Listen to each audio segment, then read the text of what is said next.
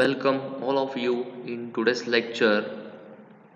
Students, in last lecture or previous lectures, we have started the topic shear force and bending moment diagram. Okay, this chapter is for 18 number marks. Up to today, we have seen or we have studied the beam, that is definition of beam. Okay, then the types of, that is definition, the horizontal structural member which carry the load and distribute the support to the support is called as beam. Okay, then we have seen the types of supports. Okay, in this we have seen the simple support, fixed support, hinged support and roller support. Okay, then we have seen the detailed definitions of simple support, fixed support. Okay, then hinged support, roller support. Okay, these are the types of supports. Then we have seen types of beams. In the types of beams, we have studied the simply supported beam, fixed beam, cantilever beam, overhanging beam. Okay, this is a simply supported beam. Then we have seen the the definition of simply supported beam, that is the beam which is supported simply or simply raised on a support, that is column, is known as simply supported beam. Okay, then we have seen the fixed beam. Okay, this is a image of fixed beam. The definition of fixed beam is the beam which is both ends are fixed in the support. Support means columns and slab, is known as fixed beam. This beam is permanently fixed in the both side of, hence it is not able to rotate, move and horizontal move in horizontally and vertically direction. Okay, then after that we have seen cantilever beam. The definition of cantilever beam is the beam having one end is fixed and other end of the beam is free, that is that type of beam is known as cantilever beam. Okay, in this type of beam the one end is of beam is fixed. Okay, in support, that is this support, and it is not able to move in horizontally and vertical direction, while other end which is free to allowable to rotate, move in horizontally and vertical direction. म्हणजे other end जो आहे तो free आहे आणि तो rotate होऊ शकतो, horizontally vertically move होऊ शकतो. Okay, this is a cantilever beam. Then overhanging beam बघितलं त्यानंतर आपण.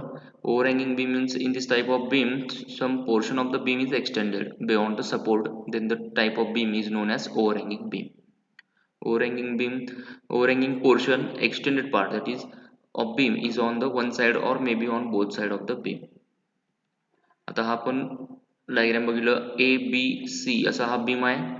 ए आणि बी या ठिकाणी सपोर्टेड आहे आणि सी या ठिकाणी फ्री एंड आहे. म्हणजे बी सी हा पार्ट जो आहे तो बी पासून थोडासा एक्सटेंड झाला आहे, ओव्हर हँग झालेला आहे, त्यामुळे याला आपण ओव्हरहँगिंग बीम म्हणतो. Okay, some portion of the beam is extended beyond the support. म्हणजे या सपोर्ट पासून थोडा पार्ट जो एक्सटेंड झालेला असतो. ओके, आणि त्या टाईपच्या बीमला आपण ओव्हरहँगिंग बीम म्हणतो. मग हे एक्सटेंड जे होणार आहे किंवा ओव्हरहँगिंग होणार आहे ते एका साईडला असेल. आता इथं आपण बी पासून सी पर्यंत ओव्हरहँग झाला आहे, मे बी इकडं ए पासून इकडं पण ओव्हरहँगिंग होऊ शकतो. ओके, दोन्ही साईडला पण ओव्हरहँगिंग असू शकतो. Okay, this is the type of overhanging beam, that is beam. Then we have seen the types of loads, the point load or concentrated load, then uniformly distributed load आणि uniformly varying load, असे तीन types आहेत लोडचे. Okay, point load म्हणजे काय असतो तर the load which is act on a beam on specific point or concentrate on a specific point. Okay, that is specific point वरती तो अप्लाय होतो किंवा कॉन्सन्ट्रेट होतो, त्या पॉइंटला किंवा त्या लोडला आपण पॉइंट लोड म्हणतो. ओके, त्या बीम वरती एका स्पेसिफिक पॉइंट, आता सी आणि डी पॉइंट आहे तिथं, हा ए बी असा बीम आहे सिम्पली सपोर्टेड. इथं सी वरती इथं W1 अप्लाय झाला आहे, डी वरती W2 अप्लाय झाला. ओके, म्हणजे स्पेसिफिक पॉइंटला हा काय झालेला लोड अप्लाय होतोय, म्हणजे आपण याला म्हणतो पॉइंट लोड. ओके, ठराविक पॉईंटला किंवा ठराविक पॉईंटला कॉन्सन्ट्रेट झालेला आहे, त्यामुळे आपण त्याला कॉन्सन्ट्रेटेड लोड किंवा पॉईंट लोड असं म्हणतो. पुढचा आहे uniformly distributed load. The load which is spread, that is acted uniformly on a beam over a length of beam is known as uniformly distributed load. During the calculation of reaction, this load must be converted in point load. आता uniformly distributed load म्हणजे काय असतो, तर असा हा beam आहे A B. Okay, simply supported beam आहे. तर पूर्ण लेंथ वरती हा जो लोड आहे डब्ल्यू पर मीटरचा लोड आहे, पूर्ण लेंथ वरती तो स्प्रेड झाला आहे. ओके, म्हणजे पसरलेला आहे. ए पासून बी पर्यंत हा पसरलेला आहे. ओके, ए पासून बी पर्यंत काय झालेला आहे, हा पसरलेला आहे.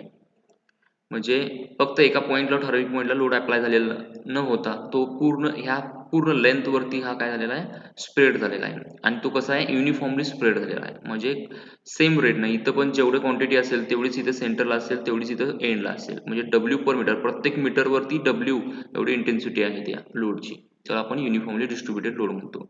ओके, मात्र कॅल्क्युलेशन करत असताना आपण ज्यावेळी रिॲक्शन कॅल्क्युलेट करतो त्यावेळी हा UDL आहे तो आपण पॉईंट लोड मध्ये करणे गरजेचं आहे. त्याला आपण पॉईंट लोड मध्ये कन्वर्ट करायला पाहिजे.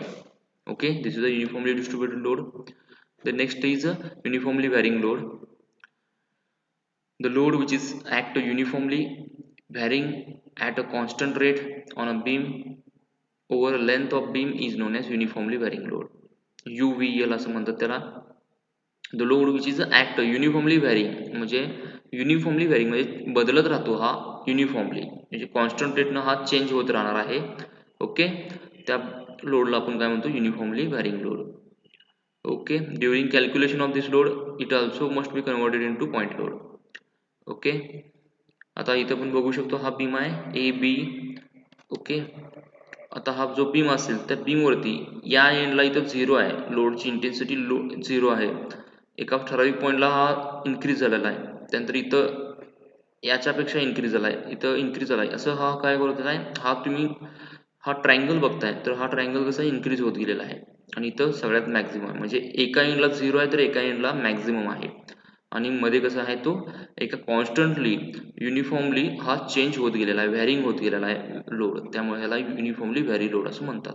म्हणजे इथे इंटेन्सिटी 5 न्यूटन, इथं 10 न्यूटन, इथं 15, 20, 25 आणि इथं 30, म्हणजे इथं 5 न्यूटनच्या रेटनं काय होतो, इन्क्रीज होत झालेला आहे. म्हणजे कन्सिडर आपण एक केलेला आहे. ओके, त्याला आपण युनिफॉर्मली व्हॅरिंग लोड असं म्हणतो. Okay, these are the types of loads. त्यानं आपण बघितलं मागच्या लेक्चरला reaction of beam. Reaction means when an external force is applied on a beam, then it resists external force. Okay, and balance the beam. The equal and opposite force is applied from the end support of the beam. This is known as reaction. Okay, म्हणजे external force जर एखाद्या beam वरती apply झालेला असेल external, त्यानंतर तो external force resist करण्यासाठी आणि बॅलन्स करण्यासाठी, तो बीम बॅलन्स करण्यासाठी इक्वल आणि अपोजिट फोर्स अप्लाय होतात त्या रिॲक्शन सपोर्ट एंड सपोर्ट मधून. ओके, एक्सटर्नल फोर्स त्या एक्सटर्नल फोर्स जो अप्लाय झालेला आहे त्याला रेजिस्ट करण्यासाठी तेवढ्याच क्वांटिटीचा, ओके, एक्सटर्नल फोर्सला बॅलन्स करण्यासाठी, ओके, आणि त्याला अपोज करण्यासाठी, त्यानंतर बीमला बॅलन्स करण्यासाठी इक्वल आणि अपोजिट फोर्स इथं अप्लाय होतो, त्याला आपण एंड सपोर्ट मधून अप्लाय होतो, त्याला आपण रिॲक्शन म्हणतो.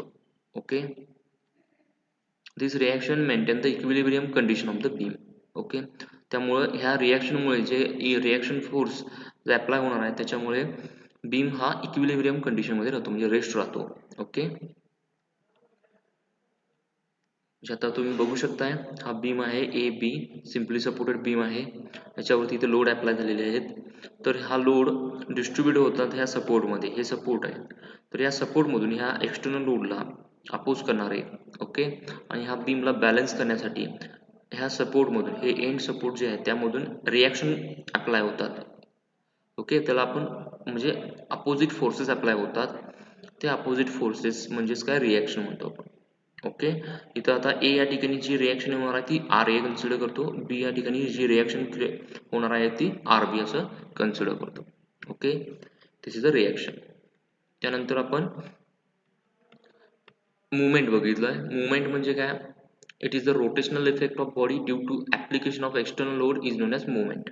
ओके, म्हणजे फोर्स अप्लाय झालेला, एक्सटर्नल लोड अप्लाय झाला तर तिथं बॉडी रोटेट होते. ओके, बॉडी रोटेट व्हायला बघते, तर ती रोटेट होण्याच्या प्रोसेसला, त्या रोटेशनल इफेक्टला, त्या फोर्समुळे जो रोटेशनल इफेक्ट डेव्हलप होणार आहे त्याला आपण मुवमेंट म्हणतो. Okay, the magnitude of movement is calculated by multiplication of applied force into perpendicular distance where the load is applied. जर आपण त्या मुवमेंटची व्हॅल्यू काढायची असेल, किती मुवमेंट डेव्हलप झाला हे फाइंड आउट करायचं असेल, तर तो कसं काढतात, तर जो फोर्स अप्लाय केलेला आहे, अप्लाय झालेला आहे तो फोर्स इनटू ज्या पॉईंटवरती जो फोर्स अप्लाय झालेला आहे, ज्या पॉईंटला आपल्याला मुवमेंट पाहिजे आहे, त्या दोघांमधलं परपेंडिक्युलर डिस्टन्स. ओके, त्याला मल्टिप्लाय करायचं फोर्सला, ते परपेंडिक्युलर डिस्टन्सला मल्टिप्लाय केलं की आपल्याला त्या मुवमेंटची मॅग्निट्यूड, त्याची व्हॅल्यू मिळते. Okay, this is a movement, that is m is equal to force into perpendicular distance. आता आपण इथे एक्झाम्पल बघितलेला, ए या ठिकाणी मुवमेंट आपल्याला घ्यायचा आहे. समजा हा एफ हा फोर्स आहे, तर आता फोर्स अप्लाय झाला की रोटेशनल मुवमेंट किंवा रोटेशनल इफेक्ट इथं डेव्हलप होतात. आता इथं फोर्स या ठिकाणी पॉईंटला अप्लाय झालेला आहे, ए या ठिकाणी आपण मुवमेंट घ्यायचा आहे समजा, तर तो कसं काढतात, तर फोर्स इंटू हे डिस्टन्स. ओके, दिस फोर्स इंटू दिस परपेंडिक्युलर डिस्टन्स, ज्या ठिकाणी आपल्याला मुवमेंट पाहिजे, या ठिकाणी मुवमेंट पाहिजे आपल्याला इथून ते इथपर्यंत, ज्या ठिकाणी फोर्स अप्लाय झाला ते डिस्टन्स डी इंटू हा फोर्स, म्हणजे आपल्याला मुवमेंट कॅल्क्युलेट करता येईल. ओके, त्यानंतर इक्विलिब्रियम कंडिशन आपण बघितलं. आजपासून आता इक्विलिब्रियम कंडिशन बघायचं आहे आपल्याला. ओके, स्टार्ट करूया आपण. If any body is in equilibrium, that is rest condition, because of its satisfy the following condition. Okay, म्हणजे आपण आता रिॲक्शन बघितलं, मुवमेंट बघितलं, त्यानंतर आपल्याला इक्विलिब्रियम कंडिशन म्हणजे काय आपल्याला बघायचं आहे. ओके, जर एखादी बॉडी इक्विलिब्रियम आहे असं आपण म्हणतो, म्हणजे रेस्ट कंडिशन मध्ये आहे असं कधी म्हणतो, ज्यावेळी जे खालचे जे कंडिशन्स आहेत ते जे सॅटिस्फाय झालेले असतात त्यावेळी ते काय असतात, इक्विलिब्रियम मध्ये असतात. म्हणजे काय, तर एक condition number 1, summation. Okay, in F of X is equal to 0, म्हणजे F means force, X means horizontal डायरेक्शनचे force, sum of all horizontal force is equal to 0, म्हणजे जे हॉरिझॉन्टलच्या बॉडीवरती सगळे हॉरिझॉन्टल फोर्स जे अप्लाय झालेले आहेत त्या हॉरिझॉन्टल फोर्सेसची बेरीज करायची आणि ती बेरीज इक्वल टू 0 यायला पाहिजे, त्यावेळी काय होतं, ती बॉडी इक्विलिब्रियम मध्ये असते. ही एक कंडिशन झाली. आता तुम्ही ज्यावेळी साइन कन्व्हेन्शन, आता हॉरिझॉन्टल फोर्सेसची बेरीज करत असतो, आपल्याला सम करणार आहे, त्यावेळी राईट साइड फोर्स, म्हणजे राईट साइडला जाणारे फोर्स आहेत ते पॉझिटिव्ह घ्यायचे आणि लेफ्ट साइडला जाणारे फोर्स काय घ्यायचे, निगेटिव्ह घ्यायचे. ओके, म्हणजे आपण ही एक कंडिशन आहे, summation of F of X is equal to 0, म्हणजे sum of all horizontal forces is equal to 0 पाहिजेत. आता हॉरिझॉन्टल फोर्सेसची बेरीज करत असताना आपल्याला साइन कन्व्हेन्शन म्हणजे प्लस किंवा मायनस हे आपल्याला कन्सिडर करायला पाहिजेत. ओके, मग आता प्लस कधी घ्यायचं, तर राईट साइडला अप्लाय होणारे फोर्स आहेत ते सगळे पॉझिटिव्ह घ्यायचे आणि लेफ्ट साइडला अप्लाय झालेले फोर्स सगळे निगेटिव्ह घ्यायचे. ओके, त्यावेळी आपल्याला त्याची बेरीज करता येईल. Okay, this is the one condition, summation of f of x is equal to 0. Then other second condition is summation of f of y is equal to 0, म्हणजे काय, sum of all vertical forces is equal to 0, म्हणजे vertical forces म्हणजे काय, उभे forces जे असतात. Okay, मग उभे फोर्स जे असणार आहे एक तर अपवर्ड डायरेक्शनला असतील किंवा डाऊनवर्ड डायरेक्शनला असतील, तर या सगळ्यांची आपण बेरीज करायची आणि ती बेरीज 0 यायला पाहिजे, त्यावेळी ती बीम, ओके, किंवा ती बॉडी इक्विलिब्रियम कंडिशनला म्हणजे रेस्ट कंडिशनला असते.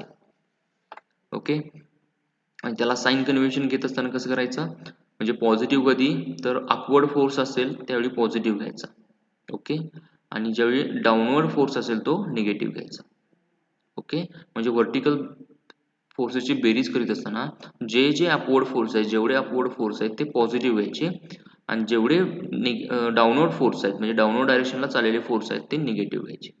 ओके, अशा वेळी आणि त्यानंतर आपण बेरीज करताना त्याची व्हॅल्यू किती यायला पाहिजे, 0 यायला पाहिजे, त्यावेळी ती रेस्ट कंडिशनला असेल तो बॉडी किंवा ती बीम. ओके, त्यानंतर summation of movement is equal to 0, म्हणजे ही तिसरी कंडिशन आहे. सम ऑफ ऑल मुवमेंट्स, म्हणजे आपण मुवमेंट बघितलं, मुवमेंट म्हणजे काय, रोटेशनल इफेक्ट, बॉडी रोटेट होते, कशामुळे होते, तर एक्सटर्नल फोर्समुळे बॉडी रोटेट होते, तर त्या जेवढे फोर्स अप्लाय झाले तेवढे मुवमेंट तिथं डेव्हलप होतात. मग आता इथं आपण मुवमेंट ज्यावेळी पॉझिटिव्ह किंवा निगेटिव्ह घेत असताना, म्हणजे जर समजा क्लॉकवाईज मुवमेंट असेल, क्लॉकवाईज म्हणजे काय, जी बॉडी रोटेट होत असताना घड्याळाच्या दिशेने, म्हणजे घड्याळचा म्हणजे काय, घड्याळ कसं फिरतंय म्हणजे त्याचा जो सेकंड काटा जो असतो तो कसा रोटेट होतो, ओके, त्याला आपण क्लॉकवाईज म्हणतो. ओके, क्लॉकवाईजनं रोटेट होतो तो. मग रोटेशन जे असणार आहे ते क्लॉकवाईज जर असेल, म्हणजे इथं मी तुम्हाला ॲरो करून दाखवलेला आहे, ह्या पद्धतीनं रोटेशन असेल तर त्याला आपण काय म्हणतो, ओके, त्यावेळी ते मुवमेंट, असे जे मुवमेंट डेव्हलप होणार ते क्लॉकवाईज ज्यावेळी असेल त्यावेळी पॉझिटिव्ह घ्यायचे. आणि ज्यावेळी मुवमेंट असं अँटी क्लॉकवाईज असते, म्हणजे घड्याळाच्या विरुद्ध दिशेने असेल रोटेशन, तो तो झाला अँटी क्लॉकवाईज मुवमेंट आणि तो निगेटिव्ह घ्यायचा. ओके, जे मुवमेंट म्हणजे रोटेशनल इफेक्ट, म्हणजे बॉडी रोटेट होणार आहे. बॉडी जर क्लॉकवाईज डायरेक्शनला रोटेट होत असेल त्यावेळी तो तो मुवमेंट जो असेल तो पॉझिटिव्ह असेल. आणि जर बॉडी अँटी क्लॉकवाईज डायरेक्शनला रोटेट होत असेल, म्हणजे घड्याळाच्या विरुद्ध दिशेने रोटेट होत असेल तर तो, म्हणजे अशा पद्धतीनं, तर तो निगेटिव्ह मुवमेंट घ्यायचा. ओके, हे 3 कंडिशन्स आहेत. Okay, summation of F of X is equal to 0, म्हणजे हॉरिझॉन्टल फोर्सेसची सगळ्या बेरीज करायची. त्यानंतर summation of F of Y is equal to 0, म्हणजे सगळ्या व्हर्टिकल फोर्सेसची बेरीज करायची. आणि मुवमेंट, सगळ्या मुवमेंटची समेशन ऑफ मुवमेंट, म्हणजे सगळ्या मुवमेंटची, म्हणजे जेवढे फोर्स अप्लाय झाले तेवढ्या सगळ्या फोर्समुळे जे मुवमेंट डेव्हलप होणार आहे त्या सगळ्या मुवमेंटची बेरीज करायची आणि ती इज इक्वल टू 0 पाहिजे. ओके, अशा तिन्ही कंडिशन ज्यावेळी सॅटिस्फाय असतात, तिन्ही ॲट अ टाइम तिन्ही कंडिशन ज्यावेळी सॅटिस्फाय असतात त्यावेळी काय असतो, तो बीम किंवा ती बॉडी इक्विलिब्रियम म्हणजेच रेस्ट कंडिशनला असते. ओके, मग आपल्याला हे इक्विलिब्रियम कंडिशन्स काय करायचे आहेत, यूज करायचे. ओके, आपण हे जे साइन कन्व्हेन्शन इथे तुम्हाला दिलेलं आहे, हॉरिझॉन्टल फोर्सला राईट साईडला पॉझिटिव्ह घ्यायचे आणि लेफ्ट साईडचे निगेटिव्ह फोर्स घ्यायचे. व्हर्टिकल फोर्सेसची बेरीज करत असताना अपवर्ड फोर्स पॉझिटिव्ह घेतो, डाऊनवर्ड फोर्स निगेटिव्ह घेतो. आणि मुवमेंटची बेरीज करत असताना क्लॉकवाईज मुवमेंट पॉझिटिव्ह घेतो, अँटी क्लॉकवाईज मुवमेंट निगेटिव्ह घेतो. ओके, अशा पद्धतीनं त्याचं साइन कन्व्हेन्शन आहे. Okay, this is a equilibrium condition. आता आपण काय करूया, एक रिॲक्शन कॅल्क्युलेट करून घेऊया. ओके, आपण फर्स्ट इयरला रिॲक्शन कॅल्क्युलेट केलेले आहे. आता हा जो टॉपिक आहे म्हणजे आपण शिअर फोर्स आणि बेंडिंग मुवमेंट काढायचे. तर शिअर फोर्स आणि बेंडिंग मुवमेंट काढण्यासाठी आपल्याला पहिल्यांदा रिॲक्शन काढता आलं पाहिजे. एखाद्या बीमचं काय करता आलं पाहिजे, रिॲक्शन फाइंड आउट करता आले पाहिजे. ओके, मग आपण रिॲक्शन फर्स्ट इयरला शिकलेलो आहोत कसं काढायचं रिॲक्शन वगैरे. तरी सुद्धा मी काय करतो आणि एकदा रिवाइज करतो, how to calculate the reaction. आपण रिॲक्शन कसं काढायचं त्यासाठी एक एक्झाम्पल घेतलेलं आहे. Question 1. Calculate the reaction of the simply supported beam as shown in figure. आता हा simply supported beam दिलेला आहे. AB हा AB असा simply supported beam आहे. ओके, दोन्ही इथे सपोर्ट आहेत A आणि B ला. त्याच्यावरती हे पॉईंट लोड अप्लाय झालेला आहे. C वरती 15 न्यूटनचा, D वरती 20 न्यूटनचा पॉईंट लोड अप्लाय झालेला आहे. ओके, हा पॉईंट लोड आहे म्हणजे एकाच पॉईंट वरती अप्लाय झालेला आहे. हा पण एकाच पॉईंट वरती अप्लाय झाला आहे, त्यामुळे आपण याला पॉईंट लोड किंवा कॉन्सन्ट्रेटेड लोड म्हणतो.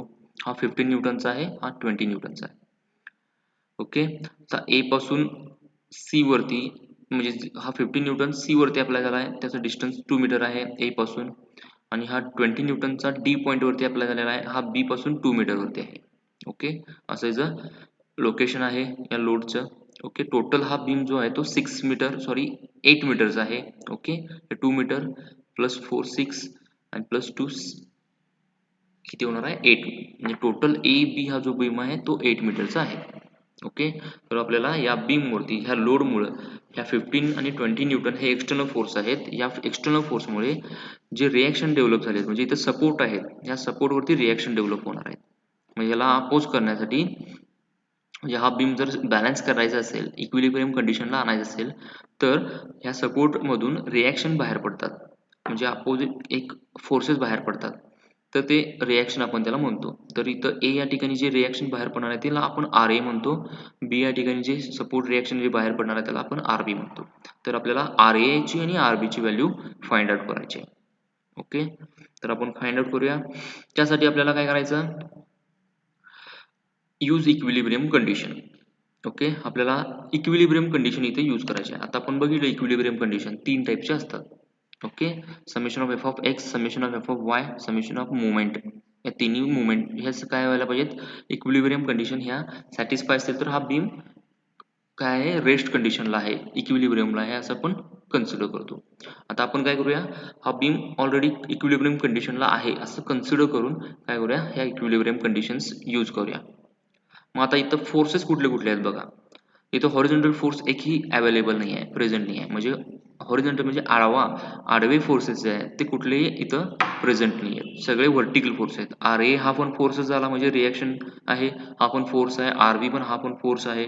हा 15 न्यूटन, त्यानंतर हा 20 न्यूटन, हे सगळे आहेत ते व्हर्टिकल फोर्सेस आहेत. म्हणजे एक तर अपवर्ड चाललेले आहेत किंवा डाऊनवर्ड चाललेले आहेत, असे व्हर्टिकल फोर्सेस आहेत. इथं हॉरिझॉन्टल फोर्सेस नाही आहेत, त्यामुळं इथं आपण summation of F of X इथं येणार नाही आहे. फक्त आपण यूज करूया summation of F of Y, म्हणजे व्हर्टिकल फोर्सेसची बेरीज करायची. Sum of all vertical forces equal to 0 असं आपण कन्सिडर करूया. ओके, आता हे बेरीज करत असताना आपण काय करूया, व्हर्टिकल अपवर्ड डायरेक्शनचे फोर्स आहेत ते पॉझिटिव्ह घ्यायचं आणि डाऊनवर्ड डायरेक्शनचे फोर्स आहेत ते निगेटिव्ह घ्यायचे. जेवढे फोर्स आहेत इथं व्हर्टिकल, त्यामध्ये अपवर्ड डायरेक्शनचे फोर्स पॉझिटिव्ह घ्यायचे आणि डाऊनवर्ड डायरेक्शनचे फोर्स निगेटिव्ह घ्यायचे. ओके, आता आपण याची बेरीज करूया, म्हणजे summation of F of Y करूया. म्हणजे काय, सगळ्या व्हर्टिकल फोर्सेसची बेरीज करूया. ओके, आता कुठले कुठले व्हर्टिकल फोर्स आहेत बघा. इथं आर ए हा 15, हा 20 आणि इथं आर बी, हे सगळे व्हर्टिकल आहेत. ह्या चारही फोर्सेस आहेत, त्याची आपण बेरीज करूया.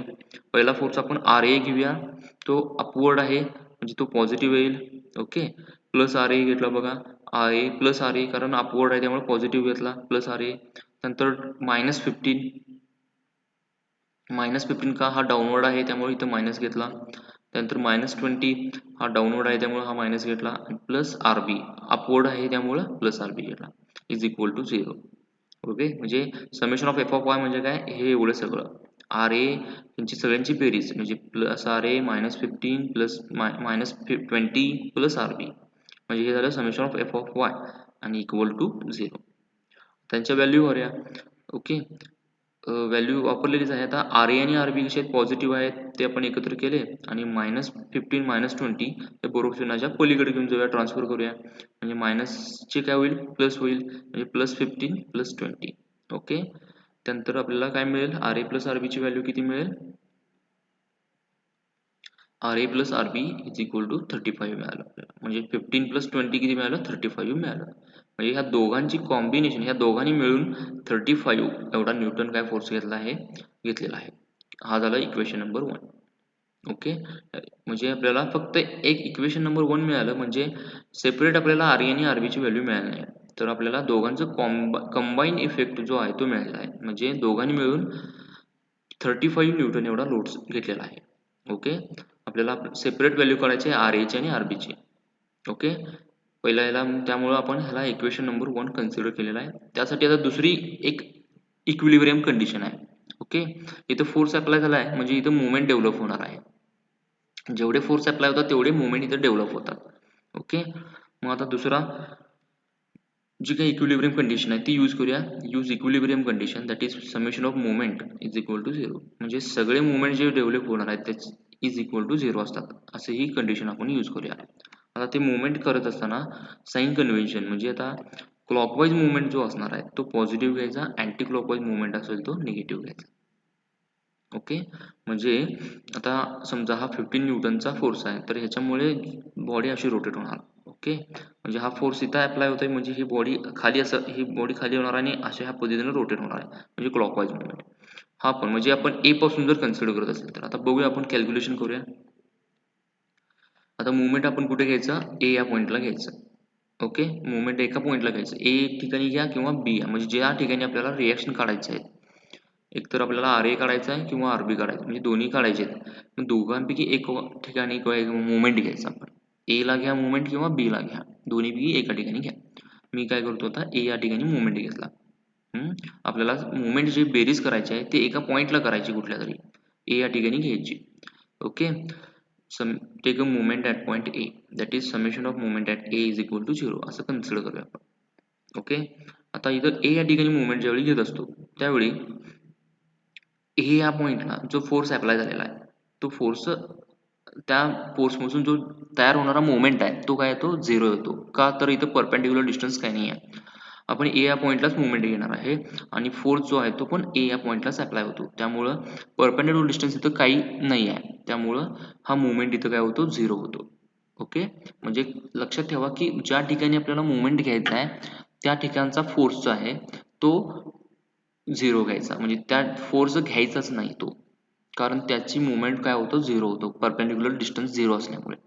ओके, म्हणजे ए या ठिकाणी आपण मुवमेंट घेणार आहोत, आर ए हा फोर्स ए या ठिकाणी अप्लाय होतो, मग R A into perpendicular distance काय नाही आहे त्यामुळं हा मुवमेंट इथं 0 होतो, त्यामुळं आर एचा मुवमेंट इथं डेव्हलप होणार नाही ए या ठिकाणी. ओके, बाकी राहिले 3 फोर्स 15, 20 आणि आरबी, ह्या तिन्ही फोर्सेसचे मुवमेंट इथं डेव्हलप होणार आहेत. ओके, ते आपण घेऊया. आता बघा, ए या ठिकाणचा आपण मुवमेंट घेतला नाही आहे. ओके, म्हणजे आर एचा मुवमेंट येणार नाही आहे. आता मुवमेंट आपण घेतलोय कुठं ए ठिकाणी, राहिले 3 फोर्स, आर ए सोडला तर राहिले फोर्स किती 1 2 3. पहिला फोर्स आहे 15 न्यूटन, हा घेतला. आता बघा 15 इंटू 2 म्हणजे ज्या ठिकाणी फोर्स अप्लाय झाला आहे इंटू परपेंडिक्युलर डिस्टन्स, असं त्याचं मुवमेंटचं कॅल्क्युलेशन असतं. ओके, 15 इंटू 2, ए आणि सी मधलं डिस्टन्स किती आहे 2 आहे म्हणून इथं 2 घेतलं. 15 इंटू 2 म्हणजे हा एक काय झाला मुवमेंट तयार झाला. कशामुळे तयार झाला हा 15 न्यूटन एवढ्या फोर्समुळे हा एक मुवमेंट तयार झाला. आता हा क्लॉकवाईज आहे. ओके, हा कसा आहे क्लॉकवाईज आहे, कारण त्याचं रोटेशन कसं आहे क्लॉकवाईज आहे. म्हणजे बघा हा फोर्स इथं अप्लाय झाला आहे, म्हणजे याचं रोटेशन कसं होणार आहे असं ह्या टाईपमध्ये होणार आहे. ओके, हा रोटेट असा होणार आहे. ओके, ह्या टाईपमध्ये काय होणार आहे तो रोटेट होणार आहे, असा असा हा रोटेट होणार आहे फोर्स. ओके, म्हणजे ए या ठिकाणी आपण बघतोय बरोबर आहे, इथून आपण एक इकडे फोर्स बघतोय, म्हणजे हा फोर्स असा डाउनलोड होऊन असा हा रोटेट होणार आहे. ओके, असा हा रोटेट झाल्यामुळे हा क्लॉकवाईज रोटेशन झालेला आहे बरोबर आहे. इथं क्लॉकवाईज रोटेशन म्हणजे असा हा रोटेट झाला आहे, त्यामुळे हा फोर्स जो आहे त्या फोर्समुळे जो डेव्हलप झालेला मुवमेंट आहे तो काय घेतला पॉझिटिव्ह घेतला. आपण हे पहिलं बघितलं. Okay, this is a clockwise movement. आता 20 न्यूटन आपण ए या मुवमेंट पासूनच बघायचं आहे, म्हणजे ए या पॉईंट पासूनच बघायचा आहे. हा 20 पण कसा डाऊनवर्ड आहे, त्याच्यामुळे रोटेशन कसं असणार आहे ए पासून बघितलं तर असंच रोटेशन असणार आहे. ओके, या टाईपमध्ये असं हे रोटेशन असणार आहे, म्हणजे हे बॉडी रोटेट होईल हे अशा पद्धतीनेच रोटेट होणार आहे. आपण ए पासून कन्सिडर केलं तर हे अशा पद्धतीने रोटेट होणार आहे, म्हणून हे पण पॉझिटिव्ह झालं. त्यामुळे हा 20 हा फोर्स झाला, हा 20 फोर्स इंटू परपेंडिक्युलर डिस्टन्स काय डी पासून ए पर्यंत डिस्टन्स म्हणजे 2 + 4 म्हणजे 6. ओके, आणि हा असा एक मुवमेंट तयार झाला 20 न्यूटनचा हा मुवमेंट झाला. 2 इंटू 4 हा किती झाला 20 इंटू 6, हा एक मुवमेंट तयार झाला. त्यानंतर आता फोर्स घ्यायचा आरबी. आता आरबी बघा अपवर्ड डायरेक्शनला अप्लाय, ए पासून कन्सिडर करायचं आपण, अपवर्ड डायरेक्शनला फोर्स अप्लाय होतोय. हा कसा आहे बघा अपवर्ड डायरेक्शन असल्यामुळे ह्याचं रोटेशन कसं होणार आहे असं ह्या पद्धतीने होणार आहे अँटी क्लॉकवाईज. ओके, अशा पद्धतीने त्याचं काय होणार आहे रोटेशन होणार आहे, म्हणजे असा हा रोटेट होणार आहे. ओके, म्हणजे हा अँटी क्लॉकवाईज होणार आहे, म्हणून आरबी मायनस घेतला, मायनस आरबी. आता ए पासून बी पर्यंत डिस्टन्स म्हणजे ए ते बी पर्यंत डिस्टन्स किती आहे, हे 2 मीटर प्लस हे 4 6 झालं प्लस 2 म्हणजे 6 + 2 8 झालं, म्हणजे 8 घेतलं. ए पासून बी पर्यंत डिस्टन्स किती आहे 8 मीटर घेतलं, आरबी इंटू 8 हा झाला आरबी मुळे तयार होणारा मुवमेंट. आरबी इंटू 8 म्हणजे हा टोटल काय झाला आरबी ह्या फोर्समुळे तयार होणारा मुवमेंट, आरबी इंटू 8. आणि हा अँटी क्लॉकवाईज आहे, जर रोटेशन अँटी क्लॉकवाईज आहे त्यामुळे हे मायनस घेतलं. ओके, म्हणजे 3 फोर्स आहेत 15, 20 आणि आरबी, या तिन्हीचे मुवमेंट इथे तयार झाले. Force into distance, force into हे डिस्टन्स, फोर्स इंटू हे टोटल डिस्टन्स असंही झालं, इज इक्वल टू 0. म्हणजे समेशन ऑफ एम ए म्हणजे हे टोटल सगळं झालं आणि इज इक्वल टू 0. आता याचं कॅल्क्युलेशन करूया आपण. 15 इंटू 2 किती झालं 30, 20 इंटू 6 किती झालं 120 आणि हे minus 8 R B is equal to 0 झालं. ओके, आता मायनस 8 आरबी हे इकडं बरोबर चिन्हाच्या पलीकडे पाठवा, म्हणजे प्लस 8 म्हणजे आणि याची बेरीज किती 150 झाली, 30 अधिक 120 किती झालं 150 आणि 8 आरबी जे आहे म्हणजे मायनस 8 आरबी इकडे गेलं प्लस 8 आरबी झालं, म्हणजे आरबी इज इक्वल टू हे 8 इकडं डिवाइड झालं 150 डिवाइडेड बाय 8 तुम्हाला मिळालं 18.75 न्यूटन. ओके, म्हणजे तुम्हाला आरबीची व्हॅल्यू म्हणजे एक रिॲक्शन तुम्हाला मिळालं, आरबीची व्हॅल्यू तुम्हाला मिळाली. आता ही व्हॅल्यू आहे ती इक्वेशन नंबर 1 मध्ये यूज करा. या use above value in equation number 1, R A plus R B is equal to 35, equation number हे आहे 1. आर एची व्हॅल्यू आहे तशी ठेवली, आर बीची व्हॅल्यू 18.75 आहे ती वापरली, इज इक्वल टू 35. आता हे 18.75 इकडे मायनसमध्ये जाईल आणि तुम्हाला आर ए किती मिळेल 35 मायनस 18.75 केल्यानंतर मिळेल तुम्हाला R A 16.25. Okay newton, this is a R A. Okay, म्हणजे आपण हे एक रिएक्शन फाइंड आउट केली, त्यानंतर हे एक रिएक्शन फाइंड आउट केली, दोन रिएक्शन इथं आपण फाइंड आउट केल्या.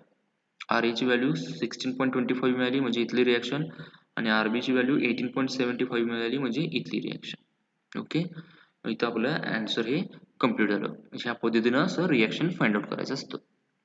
ओके, हे झालं. आता पॉईंट लोड जर अप्लाय होत असेल बीमवरती तर ह्या पद्धतीनं काढतात. जर युडीएल होत असेल अप्लाय तर कशा पद्धतीने काढायचं हे आपण बघूया.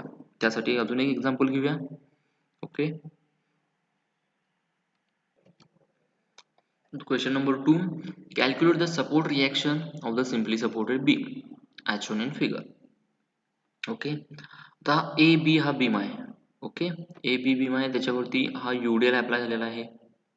ओके, युडीएल म्हणजे पूर्ण या बीमवरती हा युडीएल स्प्रेड झालेला आहे, म्हणजे कॉन्स्टंट रेटनं, म्हणजे 15 पर मीटर, म्हणजे प्रत्येक मीटरवरती 15 न्यूटन एवढा काय असेल तो लोड इथं काय झालेला आहे, अप्लाय झालेला आहे. टोटल लेंथ किती आहे बीमची, ए बी. ओके, असा हा प्रॉब्लेम आहे. ए बी बीम आहे, त्याच्यावरती युडीएल अप्लाय झाला आहे 15 न्यूटन पर मीटर. टोटल स्पॅन किती आहे, 4 मीटर आहे. ओके, तर आपल्याला आर ए आणि आर बी काढायचं आहे. म्हणजे ह्या लोडमुळे, हा एक्सटर्नल लोडमुळे आर ए आणि म्हणजे रिॲक्शन जे मिळणार आहेत, ए या ठिकाणचे रिॲक्शन आणि बी या ठिकाणची रिॲक्शन किती आहे, आर ए आणि आर बी, ती तुम्हाला फाइंड आउट करायची आहे. ओके, आता to calculate the reaction we have to first convert the UDL into point load. म्हणजे UDL चं पॉईंट लोड मध्ये कन्वर्जन करायला पाहिजे आपल्याला. ओके, म्हणजे हा UDL आहे तो आहे असा आपण 15 न्यूटन आहे असा घेऊ शकत नाही. त्याचं कन्वर्जन आपल्याला पॉईंट लोड म्हणजे एका पॉईंटला अप्लाय झालेला लोड आहे असं कन्सिडर करून आपल्याला काय करायचं आहे, कॅल्क्युलेशन म्हणजे आपण रिॲक्शन काढायला पाहिजे. आता कसं करायचं तो पॉईंट लोड कन्वर्जन. आता हा UDL कितीचा आहे, 15 न्यूटनचा आहे, म्हणजे प्रत्येक पर मीटर स्पॅनवरती किती अप्लाय झाला आहे, 15 न्यूटन एवढा लोड अप्लाय झाला आहे. ओके, किती मीटर स्पॅनवर, टोटल स्पॅन किती आहे, 4 मीटर आहे. तर त्या 15 त्या 4 मीटरला म्हणजे 15 इंटू 4 असं मल्टिप्लिकेशन करायचं, म्हणजे लोड इंटू स्पॅन असं करायचं. म्हणजे तुम्हाला किती मिळालं तर बघा, 15 इंटू 4 60 मिळालं. ओके, म्हणजे हा 60 न्यूटन काय झाला, पॉईंट लोड झाला.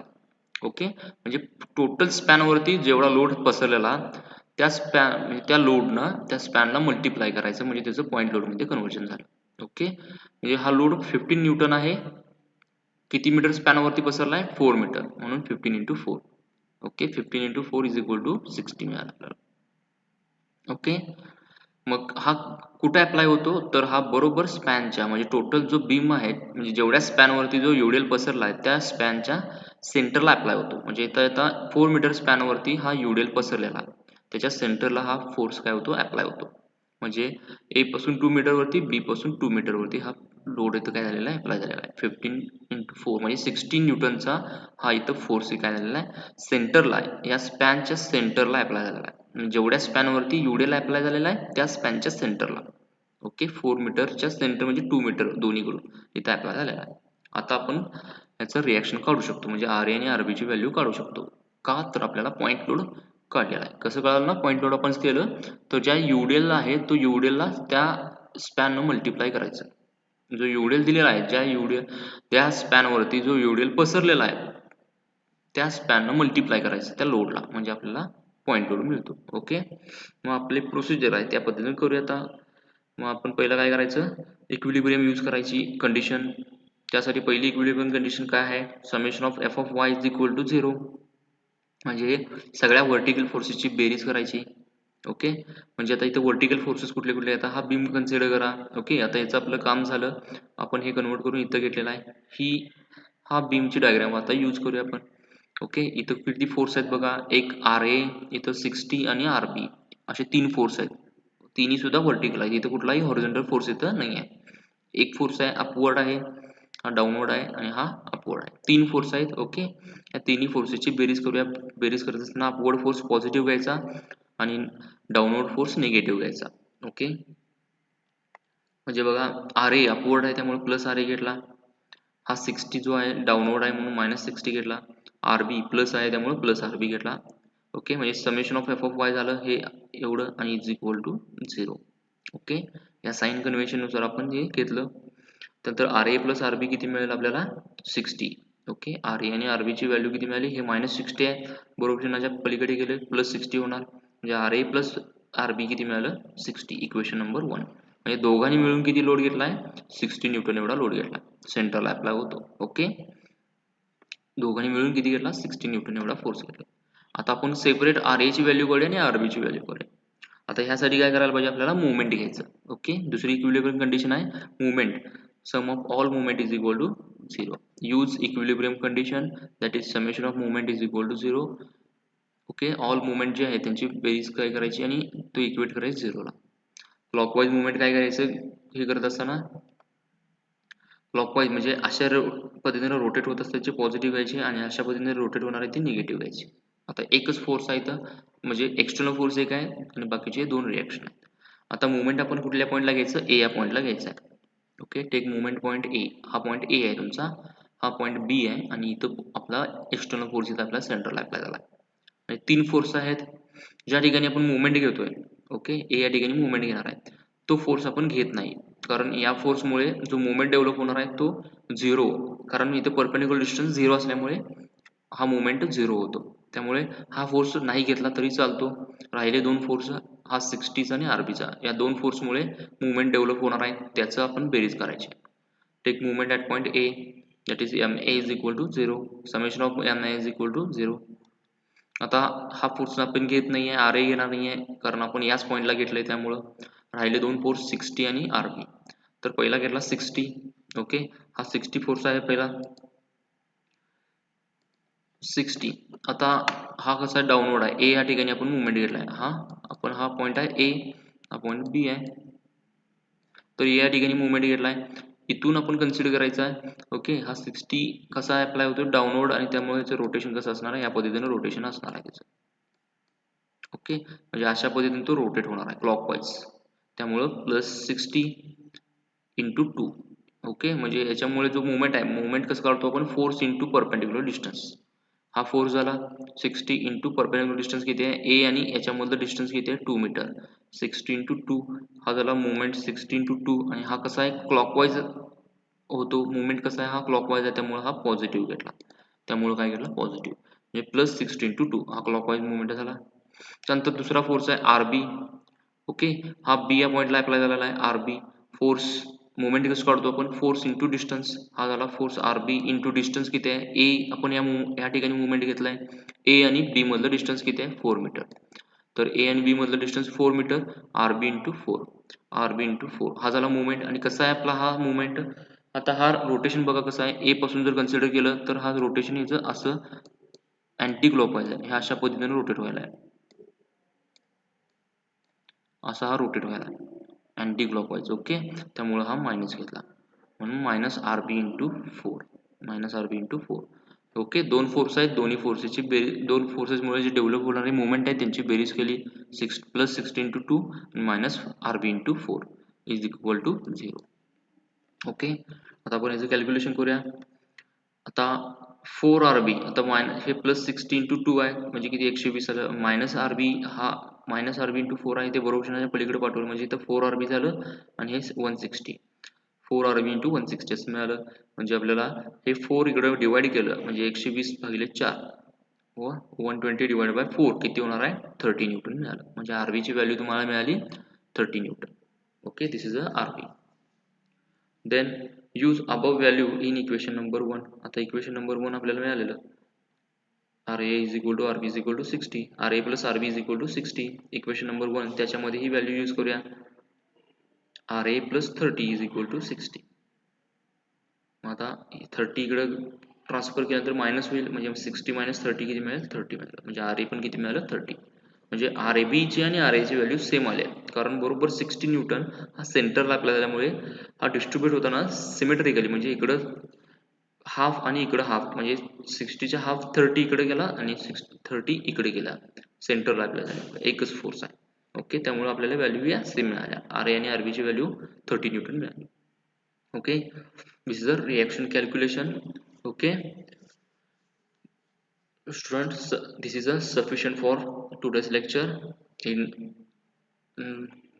next lecture we have seen the shear force then bending moments. Okay thank you very much.